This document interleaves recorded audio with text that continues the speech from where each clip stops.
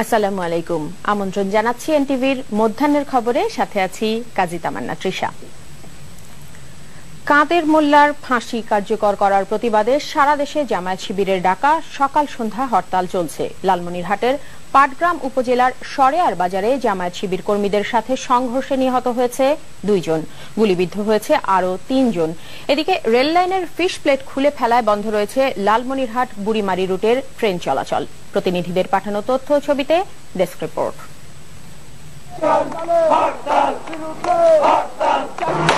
হরতালের সমর্থনে রাজশাহী নগরীর বিনোদপুরে সড়ক অবরোধ করে মিছিল থেকে কয়েকটি ককটেলের বিস্ফোরণ ঘটায় শিবির কর্মীরা।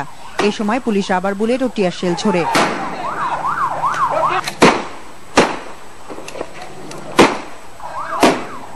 শিবির কর্মীরাও পুলিশকে লক্ষ্য করে পাল্টা ইট পাটকেল এবং পেট্রোল বোমা ছোড়ে। এদিকে প্রায় একই সময় দেবী সিংপাড়া এলাকায় রাস্তা অবরোধ করলে পুলিশের সাথে শিবির কর্মীদের সংঘর্ষ হয়। সেখানেও তারা কয়েকটি ককটেলের বিস্ফোরণ ঘটায়।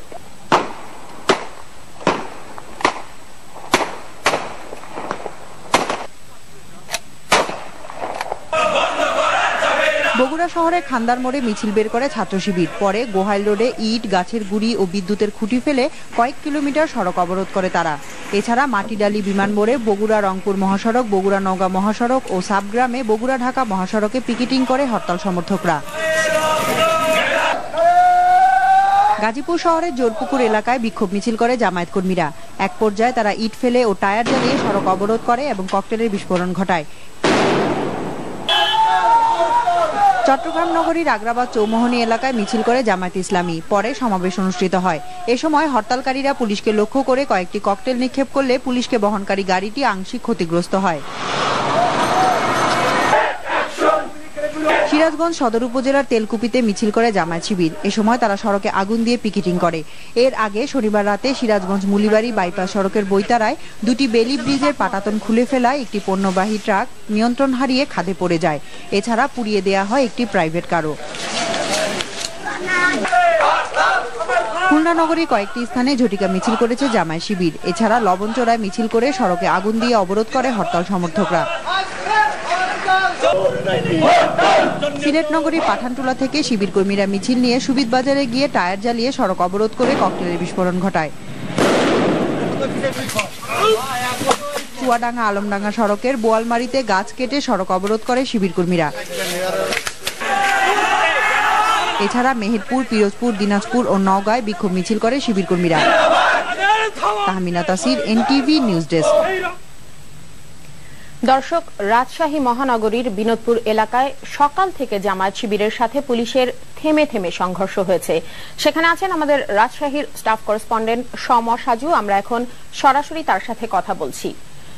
সাজু, রাজশাহীর এখনকার পরিস্থিতি কি? হ্যাঁ তৃষা, সকালে আপনি বলছিলেন নিউজে যে রাজশাহী নগরী বিনোদপুর এবং দেবী সিংপাড়ার পুলিশের সঙ্গে শিবির কর্মীদের সংঘর্ষ হয়েছে। তারপরে কিছুক্ষণ রাজশাহীর পরিস্থিতি ভালো ছিল, কিন্তু এখন থেকে আধা ঘন্টা আগে ঠিক বেলা 11:30টার দিকে নগরীর সোনাদিঘি মোড়ে জামাত শিবির কর্মীরা আবারও রাস্তায় টায়ার জ্বালিয়ে বিক্ষোভ শুরু করে এবং সেখানে পুলিশ গেলে তাদের সঙ্গে ধাওয়া পাল্টা ধাওয়ার ঘটনা ঘটে এবং এ সময় আতঙ্কিত লোকজন রাস্তা থেকে আশপাশের লোকজন ছুটে যায় এবং সব দোকানপাট বন্ধ হয়ে যায়। এছাড়া আমি কিছুক্ষণ আগে শুনেছি যে রাজশাহীর চারঘাট উপজেলা হলিয়াগাছিতে জামাত শিবির কর্মীরা রাস্তা অবরোধ করে সেখানে কাঠে গুড়ি ফেলে রাস্তা অবরোধ করেছিল এবং হরতালের সমর্থনে তারা মিছিল বের করেছিল এবং সেখানে তারা একটি ককটেল বিস্ফোরণ ঘটিয়েছে এবং সেই ককটেল বিস্ফোরণে হলিদাগাছি সরকারি প্রাথমিক বিদ্যালয়ের 4র্থ শ্রেণীর ছাত্রী মিম আহত হয়েছে। তাকে চারঘাট উপজেলা স্বাস্থ্য কমপ্লেক্সে ভর্তি করা হয়েছে। তৃষা, আপনি জানেন যে জামাতের হরতালের পাশাপাশি রাজশাহীতে এরশাদের মুক্তির দাবিতে এবং এরশাদকে যেন হয়রানির প্রতিবাদে জেলা জাতীয় পার্টির ডাকে রাজশাহীতে সকাল সন্ধ্যা হরতাল চলছে। কিছুক্ষণ আগে তানোর উপজেলায় স্থানীয় জাতীয় পার্টি, উপজেলা জাতীয় পার্টি এবং পৌর জাতীয় পার্টি সেখানে হরতালের সমর্থনে মিছিল এবং সমাবেশ করেছে। এছাড়া রাজশাহীতে এখন পর্যন্ত সার্বিক পরিস্থিতি শান্ত বিরাজ করছে। নগরীতে বিচ্ছিন্নভাবে রিক্সা এবং অটো রিক্সা চলাচল করছে। তৃষা, সাজু, আপনাকে ধন্যবাদ। রাজশাহী থেকে জানাচ্ছিলেন সমা সাজু।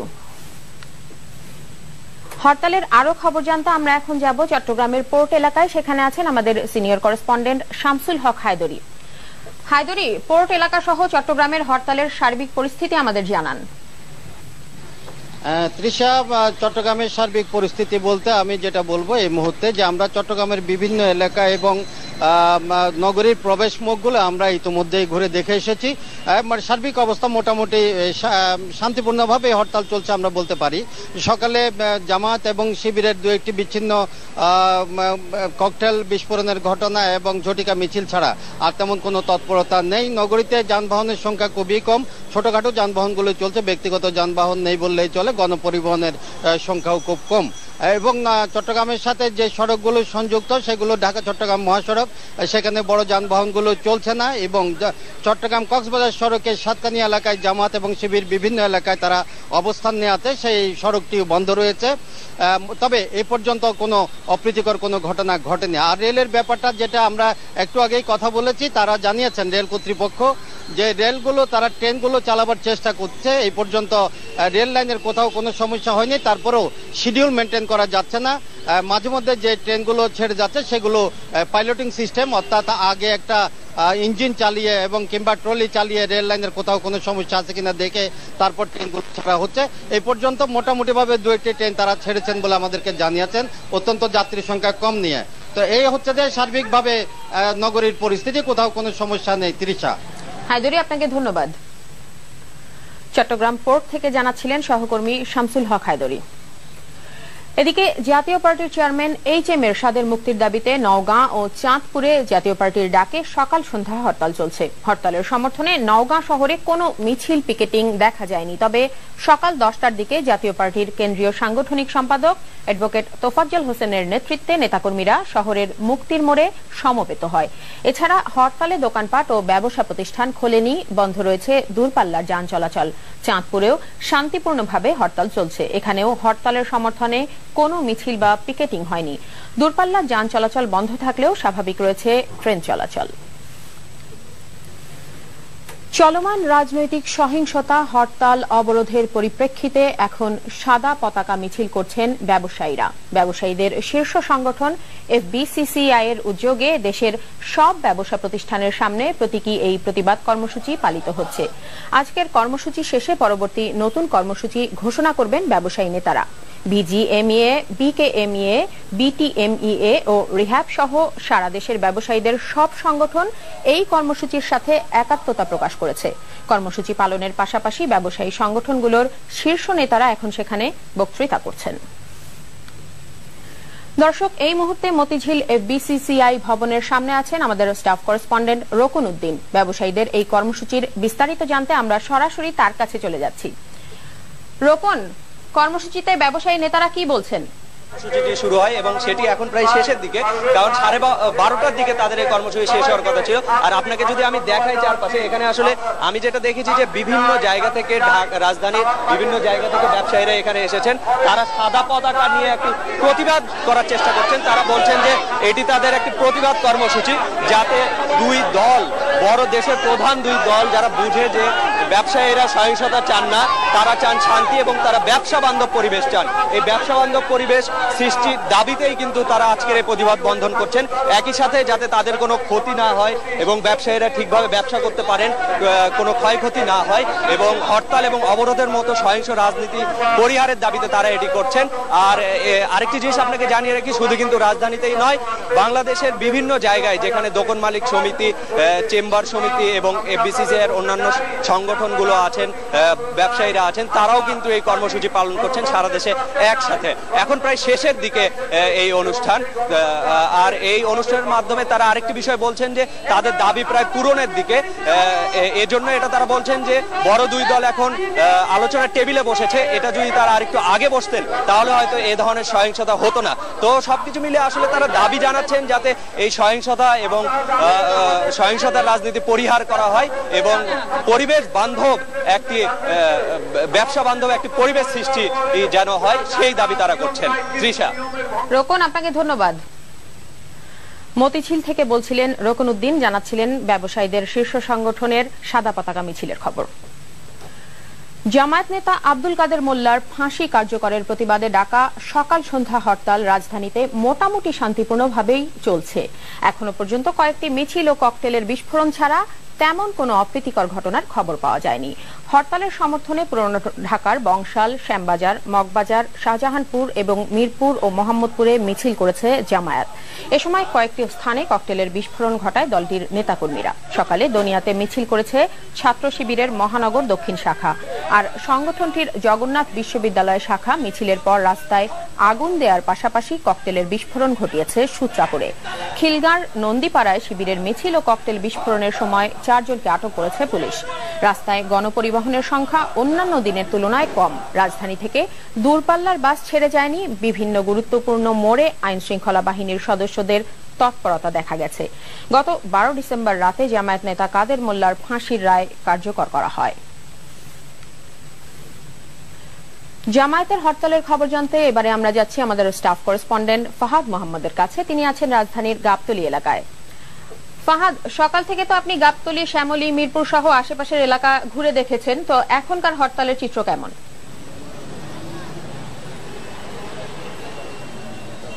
তৃষা, আমি এখন অবস্থান করছি গাবতলী বাস টার্মিনালের ঠিক সামনে।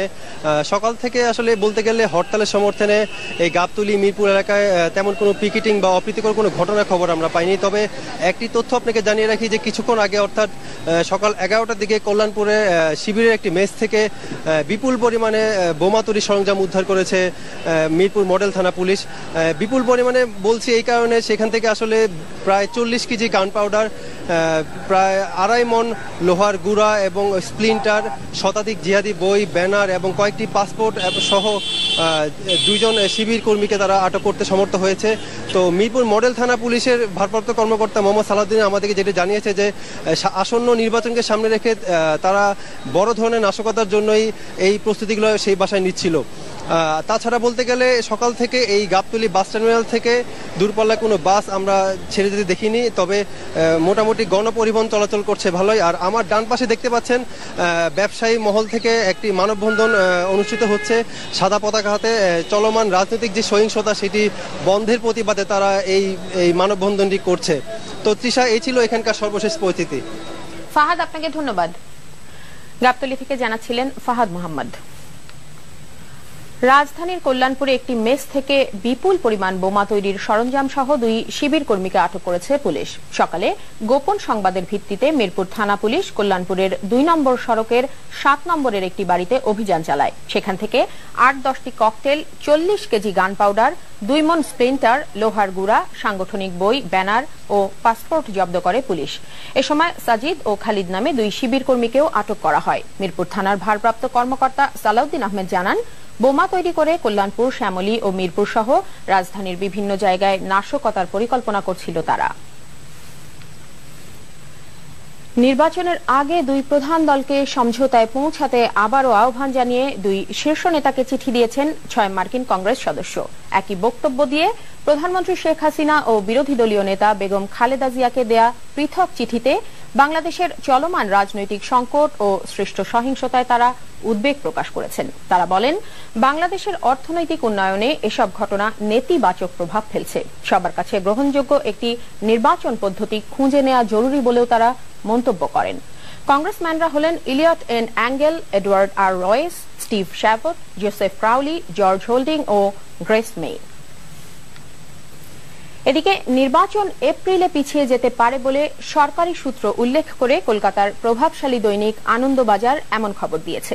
চলমান আলোচনায় বিএনপির শীর্ষ নেতৃত্ব খানিকটা ছাড় দেওয়ার ইচ্ছা প্রকাশ করেছে বলে পত্রিকাটি জানায়। তবে কি ধরনের ছাড় দিতে বিএনপি সম্মত হয়েছে সেটি উল্লেখ করেনি তারা। আলোচনার শুরুতেই বিএনপির শর্ত ছিল, প্রধানমন্ত্রী শেখ হাসিনার নেতৃত্বে নির্বাচন নয়, তবে প্রেসিডেন্ট, স্পিকার অথবা আওয়ামী লীগ দলীয় সাবেক এক সেনাপ্রধানের অধীনে নির্বাচনে যেতে তারা আগ্রহ প্রকাশ করে। পত্রিকাটি বলেছে, যদিও ইতোমধ্যে 151 আসনে বিনা প্রতিদ্বন্দ্বিতায় সরকার জোট জয়ী হয়েছে, তবু শিবির জামায়াতের সন্ত্রাস বন্ধে দেশের মানুষ সমঝোতার নির্বাচন চায়। আর এটি আমলে নিয়েই সরকার নির্বাচন পেছানোর প্রস্তাবটিকে নতুন করে ভাবছে। যশোরের চৌগাছা উপজেলার একটি বিল থেকে আলমগীর হোসেন নামে এক যুবকের ক্ষত বিক্ষত লাশ উদ্ধার করেছে পুলিশ। সকালে উপজেলার সিংহঝুলি ইউনিয়নের বুড়োর বিলে আলমগীরের লাশ দেখে স্থানীয়রা পুলিশকে খবর দেয়। পরে পুলিশ এসে লাশ উদ্ধার করে নিয়ে যায়। পরিবারের সদস্যরা জানায়, শনিবার রাত থেকে নিখোঁজ ছিল আলমগীর। পূর্ব শত্রুতার জের ধরে এই হত্যাকাণ্ড হতে পারে বলে পুলিশ প্রাথমিকভাবে ধারণা করছে। নিহত আলমগীর শহরের মাঠপাড়া এলাকার সাখাওয়াত হোসেনের ছেলে। এদিকে সাভারে ছিনতাইকারীদের ছুরিকাঘাতে খুন হয়েছে এক অটোরিকশা চালক। নিহত বিনোদ আলী ধামরাইয়ের কেলিয়া গ্রামের মৃত হোসেন আলীর ছেলে। আগামীকাল মহান বিজয় দিবস। লাখো মানুষের ঢল নামবে সাভারে জাতীয় স্মৃতিসৌধে। জাতির শ্রেষ্ঠ সন্তানদের প্রতি গভীর শ্রদ্ধা আর ভালোবাসায় ফুলে ফুলে সিক্ত হবে জাতীয় স্মৃতিসৌধের শহীদ বেদি। শতাধিক পরিচ্ছন্নতা কর্মী গত 2 সপ্তাহ ধরে ব্যস্ত রয়েছেন ধোঁয়া মোছার কাজে। শহীদের প্রতি শ্রদ্ধা জানাতে চলছে 3 বাহিনীর সুসজ্জিত একটি দলের অনুশীলন ও মোটর শোভাযাত্রার মহড়া। চলমান রাজনৈতিক অস্থিরতার মুখে কঠোর নিরাপত্তা ব্যবস্থা নেওয়া হয়েছে স্মৃতিসৌধ ও আশেপাশের এলাকায়। আর প্রস্তুতির জন্য গত শুক্রবার থেকেই স্মৃতিসৌধে সর্বস্তরের মানুষের প্রবেশে নিষেধাজ্ঞা আরোপ করা হয়েছে। এবারে আন্তর্জাতিক। কেনিয়ার রাজধানী নাইরোবিতে যাত্রীবাহী বাসে বোমা বিস্ফোরণে 8 জন নিহত হয়েছে, আহত হয়েছে আরো 25 জন। পুলিশ জানায় শনিবার ছোট শহর ইস্টলেই থেকে ছেড়ে বাসটি নাইরোবির কাছাকাছি পৌঁছলে বোমাটি বিস্ফোরিত হয়। তদন্তকারীদের ধারণা স্থানীয়ভাবে বানানো বিস্ফোরিত বোমাটি বাসেই কোথাও রাখা হয়েছিল। এখনো এই ঘটনার দায় কেউ স্বীকার করেনি। তবে ইস্টলেই শহরে বসবাসরত মানুষের মধ্যে অধিকাংশই সোমালীয় নাগরিক। সেপ্টেম্বরে ওয়েস্টগেট মলে বন্দুক হামলায় কমপক্ষে 4 জন সোমালীয় নাগরিক অংশ নেওয়ার প্রমাণ পাওয়া গেছে। সেই হামলায় 67 জন নিহত হয়েছিল। সোমালিয়ায় জঙ্গি সংগঠন আল শাবাবের তৎপরতা বন্ধে কেনিয়া সরকার সেনা সহায়তা পাঠানোর পর থেকেই দেশটিতে বোমা হামলার মতো ঘটনা ঘটতে শুরু করে। অবশেষে চাঁদের মাটিতে অবতরণ করল চীনের মহাকাশযান। সেই সাথে ইতিহাসের পাতায় নতুন করে নাম লেখালো উদীয়মান এই সুপার পাওয়ার দেশটি। শনিবার বেইজিং এর নিয়ন্ত্রণ কক্ষ থেকে দৃশ্যটি পর্যবেক্ষণ করেন বিজ্ঞানীরা। পৃথিবী থেকে উৎক্ষেপণের 12 দিন পরে চাঁদের মাটিতে অবতরণ করে চীনের চেং-3 নামের এই মহাকাশযানটি। মহাকাশযানটিকে বহনকারী রকেটটির নাম হচ্ছে লং মার্চ 3B। চীনের একাডেমি অফ সায়েন্স জানিয়েছে চাঁদের মাটিতে অবতরণই ছিল সবচেয়ে জটিল বিষয়। শনিবার অফিসিয়াল ওয়েবসাইটে এই খবর জানানো হয়। চেং-3 যানটি সম্পূর্ণভাবে স্বয়ংক্রিয়ভাবে পরিচালিত। এটির অবতরণ রেঞ্জ ও গতি স্বয়ংক্রিয়ভাবেই নিয়ন্ত্রিত। স্বয়ংক্রিয়ভাবেই অবতরণের জায়গাটি বেছে নেয় চেং-3। খেলার খবর, ফুটবল। নেইমারের জোড়া গোলে বার্সেলোনার জয়ের রাতে লা লিগায় আবারও পয়েন্ট খুইয়েছে রিয়াল মাদ্রিদ। ওসাসুনার সাথে 2-2 গোলে ড্র করেছে রোনালদোরা। 2 শিরোপা প্রত্যাশীর মাঝে পয়েন্ট ব্যবধান এখন 5। ন্যু ক্যাম্পে ভিয়ারিয়ালের বিপক্ষে 30 মিনিটে পেনাল্টি থেকে বার্সাকে এগিয়ে নেন নেইমার। লিড ধরে রেখেই প্রথমার্ধটা শেষ করে স্বাগতিকরা। তবে বিরতির 3 মিনিট পরই ম্যাচে সমতা আনে ভিয়ারিয়াল। মাতেওর গোলে ম্যাচে লড়াইয়ের ইঙ্গিত দিয়েছিল টেবিলের 5ম দলটি, কিন্তু 68 মিনিটে অফসাইডের ফাঁদে আটকানোর কৌশল কাল হয় অতিথি দলের জন্য। ফাঁকায় থাকা নেইমার দলকে এনে দেন 2-1 গোলের জয়। জয়ের সাথে পয়েন্ট টেবিলের শীর্ষস্থানটাও সুসংহত করে বার্সা। 16 ম্যাচে তাদের পয়েন্ট 43। এদিকে বার্সার সাথে পয়েন্ট ব্যবধান কমানোর সুযোগ হাতছাড়া করেছে রিয়াল মাদ্রিদ। ওসাসুনার সাথে 2-2 গোলে ড্র করেছে রোনালদোরা। স্ট্রাইকার রিয়েরার দাপটে ওসাসুনা 40 মিনিটের মধ্যেই 2 গোলে এগিয়ে যায়। 45 মিনিটে ইসকো ব্যবধান কমালেও রিয়ালকে বাঁচিয়েছে 80 মিনিটে পেপের করা গোল। 16 ম্যাচে রিয়ালের পয়েন্ট 38। ক্রিকেট। পার্থে এশেজের তৃতীয় টেস্টে অস্ট্রেলিয়ার করা 385 রানের প্রথম ইনিংসের জবাবে ইংল্যান্ড 251তেই গুটিয়ে গেছে। জবাবে দ্বিতীয় ইনিংসে ব্যাট করছে অজিরা। 4 উইকেটে 180 রান তুলে দ্বিতীয় দিন শেষ করা ইংল্যান্ড তৃতীয় দিনে প্রতিরোধ গড়ে তুলতেই পারেনি। পুরো সিরিজে অস্ট্রেলীয় পেসারদের সামনে ধুঁকতে থাকা ইংলিশদের এবারও রক্ষা হয়নি। মাত্র 20 ওভার খেলতেই সিডল, হ্যারিস, জনসনদের পেস তোপে অল আউট হয়ে গেছে সফররতরা। যোগ হয়েছে মাত্র 71 রান। হ্যারিস ও সিডল নেন 3টি আর জনসন নেন 2টি উইকেট। 251তে ইংল্যান্ডকে গুটিয়ে দিয়ে অস্ট্রেলিয়া দ্বিতীয়বার ব্যাট শুরু করেছে 134 রানে এগিয়ে থেকে। এই ছিল মধ্যাহ্নের খবরে। 2টায় দুপুরের খবর দেখার আমন্ত্রণ রইল। ধন্যবাদ সবাইকে।